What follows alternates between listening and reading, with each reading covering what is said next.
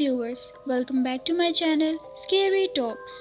हमारी आने वाली तमाम अगली वीडियोस की अपडेट्स हासिल करने के लिए मेरे चैनल स्केरी टॉक्स को सब्सक्राइब करें ताकि मेरी आने वाली हर अगली वीडियो आप तक सबसे पहले पहुंच सके।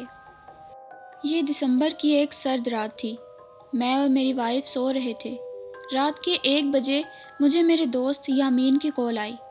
हेलो असद, मुझे बचा लो, ये मुझे मार डालेगी। मैं बहुत हैरान हुआ कि इसको क्या हुआ। मुझे लगा शायद वो मजाक कर रहा है। मैंने कहा, यार ये भी कोई वक्त है मजाक का। नहीं असद, प्लीज़ मुझे बचा लो। इस बार की आवाज़ में अजीब सा खौफ था। मैं आता हूँ, मैंने अभी ये कहा ही था कि कॉल कट गई। मैं खुद भी डर गया था। मैंने अपनी बीवी को उठाया और अपनी गन साथ ली। क्या हुआ असद, इतने परेशान क्यों हो? मेरी बीवी ने उठते साथ ही सवाल किया। आप दरवाज़ा बंद कर लो, मैं यामीन के घर जा रहा हूँ, उसकी कॉल आई है, वो बहुत परेशान था। अल्लाह खैर करे, आराम से जाना, रात बहुत हो गई है, मेरी बीवी ने घबराते हुए कहा। मैंने जल्दी से गाड़ी स्टार्ट की और घर से निकल पड़ा। यामीन मेरे बचपन का दोस्त था।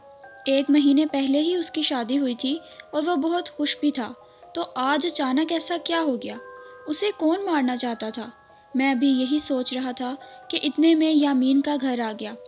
उसका घर शहर से थोड़ा दूर था, कब्रिस्तान के करीब। मैं फटाफट गाड़ी से उतरा और यामीन के घर के गेट पर पहुंचा। वहां जाकर उसका गेट खटखटाया। यामीन, यामीन, मैं ज़ोर ज़ोर से पुकारा, लेकिन कोई जवाब ना आया। घर में मुकम्मल तौर पर खामोशी थी। मैं भागकर पिछली जानिब गया तो देखा कि खिड़की खुली हुई थी।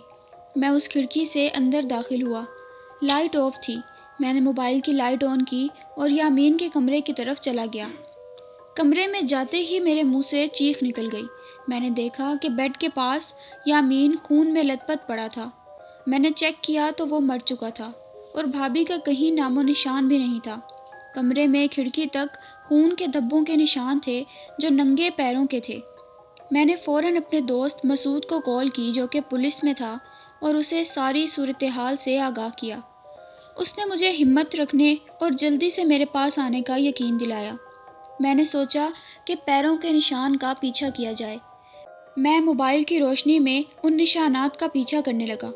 निशानात पिछली गली से होते हुए कब्रिस्तान की तरफ जा रहे थे। रात के अंधेरे ने कब्रिस्तान को बहुत वहशतनाक बना दिया था। मैं अभी कब्रिस्तान के गेट के करीब ही पहुंचा था कि साथ ही मसूद की कॉल आ गई कि मैं यामीन के घर पर पहुंच गया हूं और तुम कहाँ हो। मैंने उसे बताया कि मैं कब्रिस्तान के गेट पर ही खड़ा हूँ। ओके, मैं आया, मसूद ने कहा। चंद लम्हों में ही मसूद भी वहाँ आ गया। बहुत अफसोस हुआ यामीन का सुनकर, मगर तुम इस वक्त कब्रिस्तान के बाहर क्या कर रहे हो? मैं निशानात का पीछा करते हुए यहाँ तक आया था। यामीन का कोई दुश्मन था? और भाभी कहाँ हैं, कुछ पता चला उनका? मसूद ने पूछा। नहीं यार, वो तो एक शरीफ इंसान था और भाभी का अभी तक कुछ पता नहीं, मैंने कहा। चलो निशानात का पीछा करते हैं, शायद कुछ पता चल जाए। और मैंने एम्बुलेंस को भी कॉल कर दी है, वो आती ही होगी, मसूद ने कहा। हम निशानात के पीछे कब्रिस्तान में दाखिल हो गए। निशानात एक दरख्त के पास आकर ख़त्म हो गए। हमने दरख्त के पीछे देखा तो कब्र के पास का मंजर देखकर हम नहायत खौफजदा हो गए। हमने जो सोचा भी नहीं था वो हो गया था। वो यामीन की वाइफ थी जो कब्र के पास बेहोश पड़ी थी और उसके पैर खून से भरे हुए थे। इसका मतलब यामीन का खून भाभी ने किया है? मैंने हैरान होकर पूछा। मसूद ने भी मेरी हाँ में हाँ मिलाई। भाभी को एम्बुलेंस में हॉस्पिटल ले जाया गया और मैं वहाँ से वापस घर आ गया। रात सोने की कोशिश भी की मगर नींद ना आई। सुबह 8 बजे मेरी आंख खुली तो मसूद की कॉल आ गई। यार, तुमसे भाभी के बारे में कुछ बात करनी है, थाने आ सकते हो? मैंने कहा, क्यों नहीं, मैं आता हूँ। थोड़ी देर बाद नाश्ता करके मैं थाने पहुँच चुका था। मैंने तजस्सुस से मसूद से सवाल किया तो उसने कहा कि मुझे भाभी के बारे में जानना है, कहाँ से हैं, किस फैमिली से हैं। मुझे तो सिर्फ इतना ही पता है कि उनके आगे पीछे कोई नहीं है। उनके माँ बाप किसी कार एक्सीडेंट में गुजर गए थे, सिर्फ एक चचा ही हैं जो उनको देखभाल करते हैं, मैंने बताया। सारा मामला देखकर शक तो भाभी पर ही जा रहा है। अगर कहीं से भी कोई सुराग मिलेगा तो तुम्हें ज़रूर बताऊंगा, मसूद ने मुझसे कहा। میں گھر واپس آ گیا۔ تقریباً رات کے 11 بجے مسعود کی کال پھر سے آئی اور اس نے مجھے فوراً اس کے گھر آنے کا کہا۔ جب میں وہاں پہنچا تو مسعود پہلے سے ہی گھر کے دروازے پر میرا انتظار کر رہا تھا۔ مسعود نے بتایا کہ تمہارے جانے کے بعد مجھے گاؤں کے پاس والے تھانے سے کال آئی تھی۔ اس نے کچھ معلومات حاصل کرنی تھی۔ وہ تھانے دار میرا کزن بھی ہے۔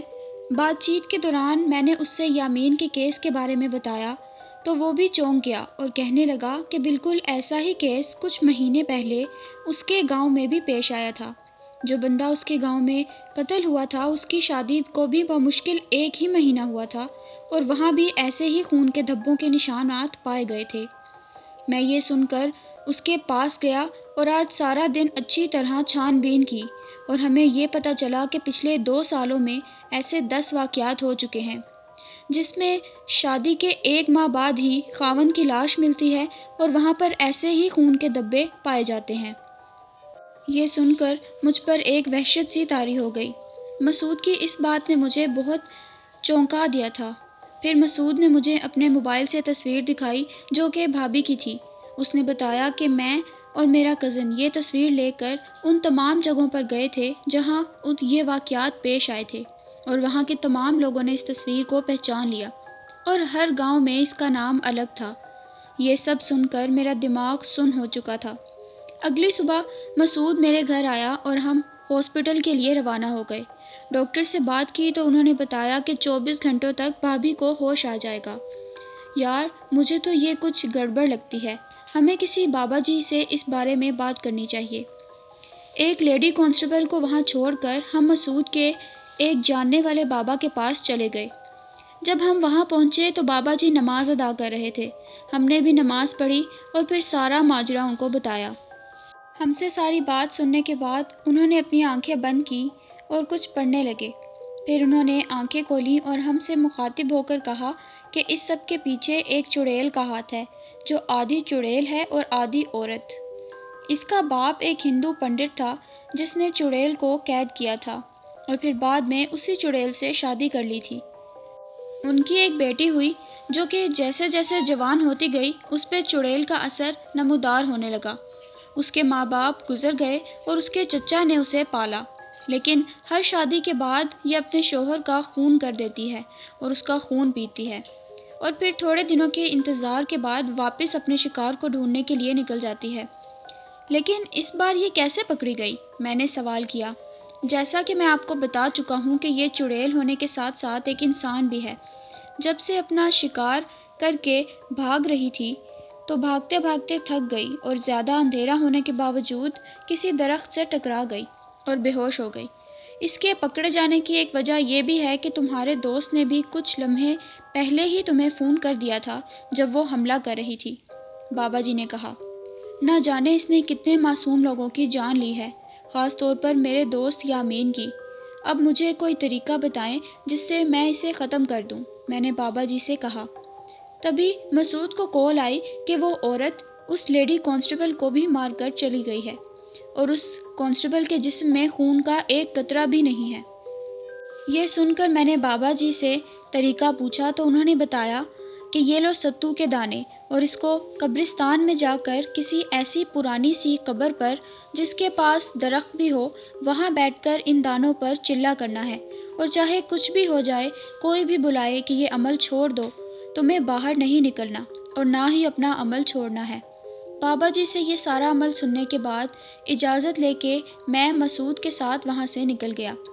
رات کو عشاء کے بعد میں اس قبرستان پہنچا جو کہ یامین کے گھر کے ہی پاس تھا۔ تھوڑی محنت کے بعد مجھے ایسی ہی پرانی قبر مل گئی جس کے پاس درخت تھا۔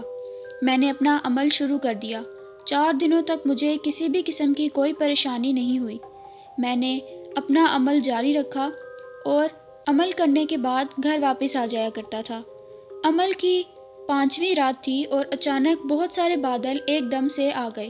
بادل اتنی زور سے گرجے اور پھر بارش ہونے لگی۔ یہ کوئی عام بارش نہیں تھی بلکہ خون کی بارش تھی۔ میں کافی زیادہ ڈر گیا تھا۔ اللہ اللہ کر کے وہ رات بھی گزر گئی اور میں گھر آ گیا۔ آج عمل کی 6ٹھی رات تھی۔ میں نے حسب معمول اپنا عمل شروع کیا۔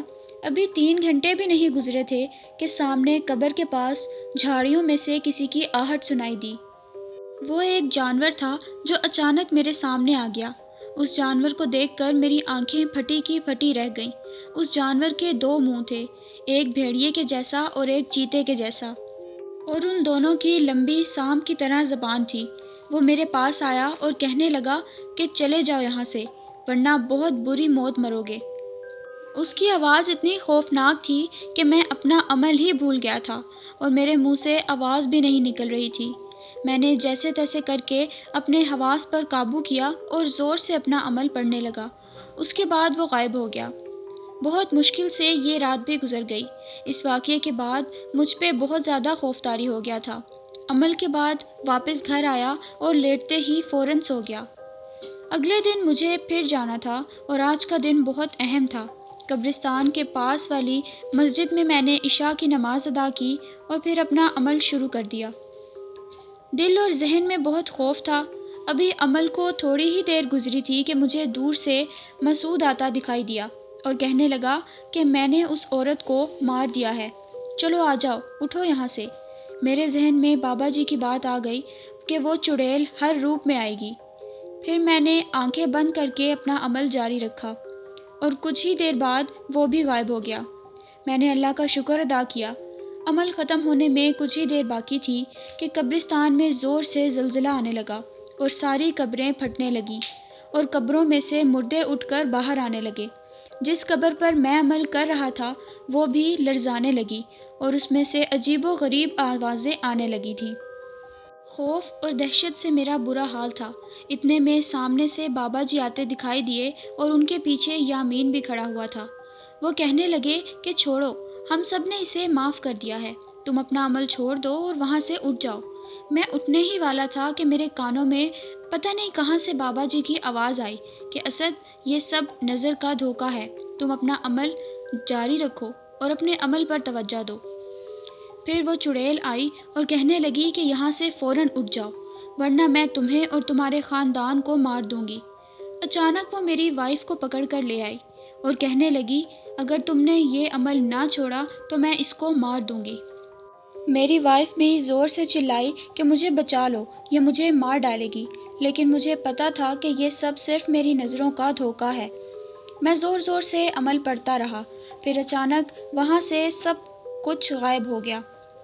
اب صرف وہ چڑیل وہاں موجود تھی۔ میں جس قبر پر عمل کر رہا تھا وہ بھی زور سے ہل رہی تھی۔ میں نے آنکھیں بند کر کے اپنے اللہ سے مدد کی فریاد کی۔ اتنے میں مجھے دور سے اذانوں کی آوازیں سنائی دیں۔ میں نے آنکھیں کھولیں تو چڑیل کا جسم جل رہا تھا۔ میں نے دور سے اپنی بیوی مسعود اور بابا جی کو آتے ہوئے دیکھا اور ان کے چہرے پر بھی مسکراہٹ تھی۔ اس چڑیل کا جسم جل کر راکھ بن چکا تھا جس کو مسعود نے پاس ہی گڑھے میں ڈال کر دبا دیا۔ آج میں بہت خوش تھا کیونکہ مجھے اپنے دوست اور کئی معصوم لوگوں کا بدلہ مل چکا تھا اور وہ چڑیل بھی ہمیشہ کے لیے ختم ہو چکی تھی۔ تو ویورز، یہ تھی میری آج کی ہارر سٹوری۔ میں امید کرتی ہوں کہ آپ کو میری یہ سٹوری پسند آئی ہوگی۔ اگر پسند آئی ہے تو میری ویڈیو کو لائک کریں، شیئر کریں اور سبسکرائب کریں میری چینل کو مزید ایسی ہارر سٹوریز سننے کے لیے۔ اگر آپ بھی اپنے ساتھ پیش آئے گئے کسی حادثے کی سٹوری ہمارے ساتھ شیئر کرنا چاہتے ہیں تو کر سکتے ہیں نیچے ڈسکرپشن میں دیے گئے جی میل پر ہمیں بھیج کر۔ میں ملوں گی اب آپ سے ایک نئی ہارر سٹوری کے ساتھ۔ Thanks for watching.